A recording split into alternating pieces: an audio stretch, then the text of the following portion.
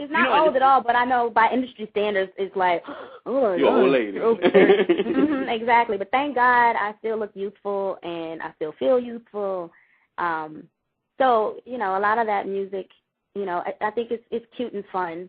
Mm-hmm. But I have an old soul, too. So I love listening to my Anita Baker. I love listening to my Nina Simone. I love listening to my Miles Davis. I love jazz. Love it. I love smooth jazz, and I love the real hardcore jazz. Yeah. You know. Yes, I do. You know, I really do. You know, Coltrane, or Thelonious Monk, like being with you are really music.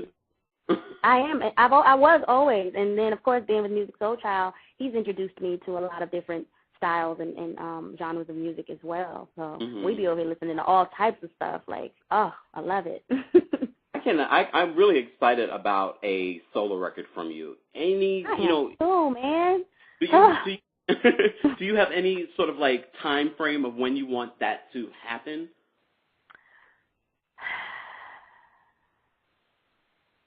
You know, I let out such a long sigh because I've just been wanting it for so long, you know.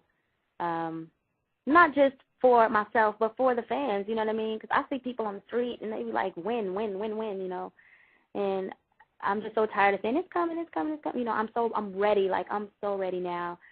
I miss being a part of this. I miss the fans. I miss the love. I miss singing. I want to sing so bad. Like, I miss it. Y'all know that part in The Color Purple when Suge Avery was running through the field, and honey, she heard that music, and she said, ooh, Miss Tilly, I feels like singing. That's how I feel. I feels like singing every day. I'm just like, I'm ready to get back out there. So do you do any live? I cannot give you a date, but I'm like working right now, you know, in the studio when I get a chance, when I'm, you know, not free because I'm never free from being mommy, but when I'm able to get a little moment and go record, like, you know, I'm working on stuff. So hopefully I can have something at least by, you know, the first quarter of next year. Do you do any because live? I don't want to just throw nothing out there. Yeah. Do you do any live performances? Just for the hell of it? I haven't in a while because once I you know got pregnant, I totally stopped everything. Once I got pregnant, I just pretty much put everything on hold and shut down. Your mommy. So exactly, I just went into mommy mode. But my son is a year now, a little over a year, so I'm about ready. I'm ready. So, you know, I have the show coming up this weekend. I'm so happy with Coco. This is going to be my first live performance. This is my first live performance, y'all, in so long. This is going to be amazing. Again, if you guys are in the New York City area, Meelah, SWV, Claudette Ortiz, Lil Mo, they'll all be at BB King's here in Times Square. You definitely have to check them out this Sunday. I'm so excited. I'm over here. I'm finishing up my packing right now. I'm leaving in the morning. Let's go. I'm playing. I was so ready to go. I'm so excited. You have no idea. I love Coco. Coco has always been gracious to me. She's shown nothing but love to me throughout the years.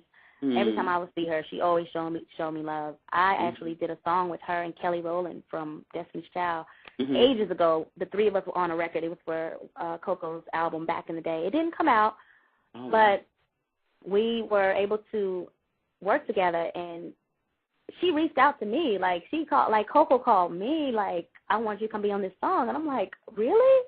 I grew up listening to her. I love her. I mean, her voice, when I heard her voice in I think I was like in high school, and I heard her voice, and I was like, wow, I was blown away. I fell in love with me some Coco, man.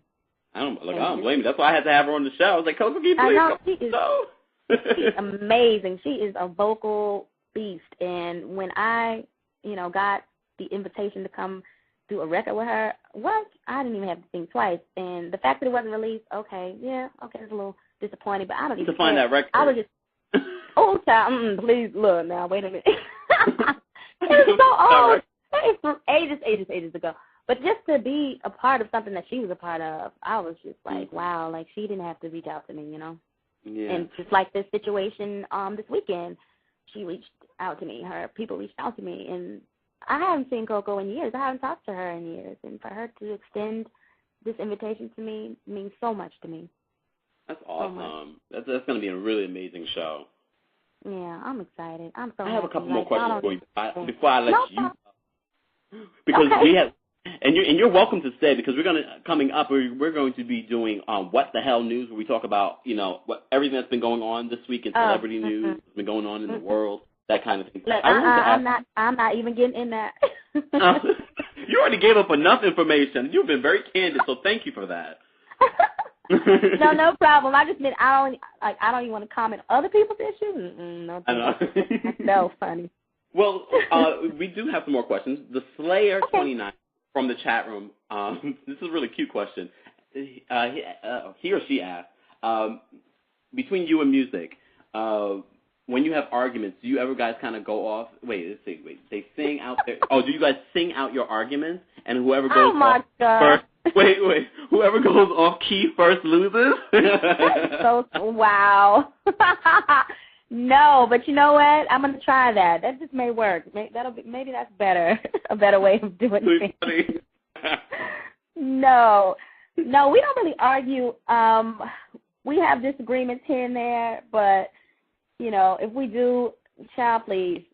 I know him well enough, and he knows me well enough, so he knows, okay, I'm going to leave her alone. I'm going to just let her shut down, and I know him well enough, and I'm like, you know what, I'm going to walk away. I'm going to let him shut down. And we go have our moments. We go pout for a second, and then we're over it. Well, it sounds like a really healthy relationship. Yeah, I mean, well, the thing is, if we're going to be in it, it's like you can't be walking around the house angry at one another. Like, we have a son to raise, and all of that, it's not healthy. Mm-hmm. And just like I don't like tension, and I walked away from the whole ceremony. Like, I don't like tension. I just don't like fussing and fighting and being mad at each other. I don't like that. That's not good for my spirit. I just don't like it.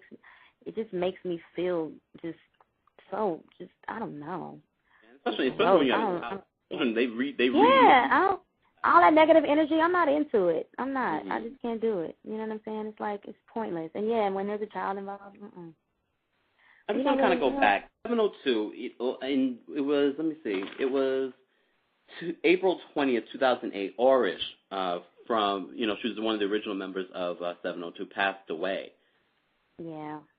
During that time, what happened? Did you reach out to the girls? And of course I did, absolutely. I don't care what we went through. I don't care how many arguments we may have had and disagreements, whatever. I am never going to turn my back on something like that. Mm-hmm. Those girls were and are my family, whether we talk every day or we don't. Like, they will always have a place in my heart. When I first learned of that, I instantly reached out. I found them, I reached out, and I flew to the memorial service, and I actually sang. They asked me to sing, and I sang. And because I remember during the Never Say Never tour with Brandy, 702 opened for her. And didn't Orish do a few Sonia shows? Was our manager. Yeah, she did. She was taking Misha, her older sister's place, who was pregnant at the time. So, yeah, she traveled with us. She was on the road with us for a second, did a couple photo shoots with us. Yeah. It tore me up. I ain't gonna front. Like, even though I hadn't seen her in so long, because she was with us for a minute. And yeah, I remember that. Still to this day, it's hard for me to believe. I really don't even feel like I've accepted it because it's so weird. Like, it doesn't feel right. She was so young, and she was 27 at the time. Sweet, and such a sweet spirit, and just a nice girl. And she lived with us. Really and that was my little sister. That was just like another part of the family. You know what I'm saying? And when I had to sing at that service, it was rough. It was hard. It was very, very, very hard. I didn't really get through it well. Mm-hmm. It was tough, because regardless of what we went through as a group, like I said, I have a heart. It's family. And it tore me up. It's very, very. My heart still goes out to the family, man, because that's rough.